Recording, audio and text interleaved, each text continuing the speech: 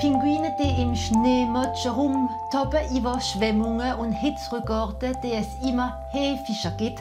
Salut, zusammen. Heute haben wir mit Jean-Louis Ims Rendezvous, ein Naturalist, der den Klimawandel alltäglich, ob hier im Elsass, aber auch quer durch die Welt, feststellt. Wie sieht es aus? Was denkt er von der heutigen europäischen und französischen Politik? Das ist unser Programm und so weiß alles. Naturfreund seit jeher verbringt Jean-Louis sein Leben zwischen Kanadien und Elsass, wo für den Winter zurück ist. Wenn man mal angefangen hat zu reisen, ist es wie ein Magnet. Man ist immer wieder angezogen. Manche gehen auf die Riviera. Ich gehe gerne in Gebiete, wie es ein bisschen kälter ist, wie die Arktis, Antarktis oder dann Kanada, wie im Moment an so mein wichtigster Stil ist, weil sich dort immer viel abspielt in Kanada momentan.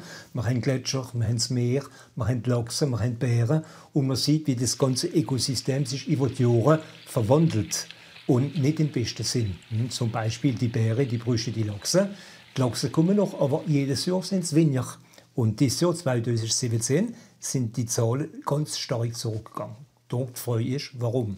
Weil der Klimawandel eine Realität ist, da brüscht man nicht wenn am Jean-Louis nach, ein Klimawandel, wo man auch bei uns spielt. In Ingwiller am letzten Wochenende haben wir eine kleine Tornado gehabt. Und das ist der erste Signal vom Klimawandel. Es ist jetzt nicht, dass es auf einmal 50 Grad warm wird, aber die Schwankungen, starke Reihen, Schlossen, dann wieder Trockenheit. Dieses Jahr im Mai, Mitte Mai, haben wir schon 35 Grad gehabt. Etliche da hintereinander. Und das ist außergewöhnlich. Und das ist die neue Norm, wie in der Zukunft kommt. Wir haben hier im Elsass in den letzten 50 Jahren sind die Tage mit Schnee auf dem Boden um 50% zurückgegangen. Und die Tage mit Frost sind um 30% zurückgegangen. Weniger Frost will heißen, dass der Boden unfruchtbar wird und das Ungeziefer nicht fütig geht. Weniger Schnee heißt weniger Wasser.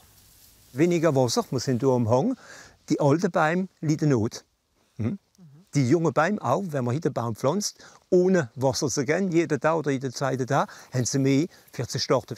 Der Wald drumherum, zum Beispiel hier in der Nordvogesen, ist ein sehr junger Wald eigentlich. Wir haben nicht mehr viele alte Bäume. Vielleicht noch 7–8% vom Wald ist ein richtig alter Wald. All der Rest ist in den letzten 60–70 Jahren angepflanzt worden.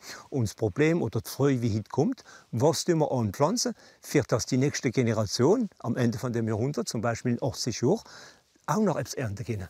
Probleme, die alle mit der Vermehrung vom Kohlendioxid zu verbinden sind. Man schüttet immer mehr Kohlenstoff aus. Transport, Auto, Flieger, viel mehr Flugverkehr wie früher. Deutschland zum Beispiel ist aus der Nuklearenergie ausgestiegen. Natürlich brauchen sie Strom. Wind, Wasser funktioniert, aber es reicht nicht. Darum sind sie zurück auf Kohle.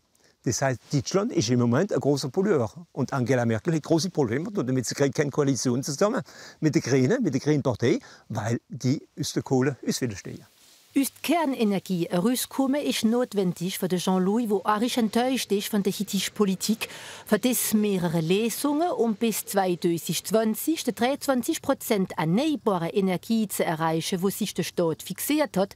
Wir sind aber noch weit davon. Also brauchen wir Politiker mit Courage, wie nicht wieder gewählt werden, aber wie etwas wäre will auf dieser Welt, wie Dinge verändern will. Wir müssen umdenken, wir müssen umstehen.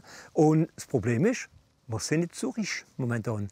Wir brauchen Geld für Umstehen auf andere Energien.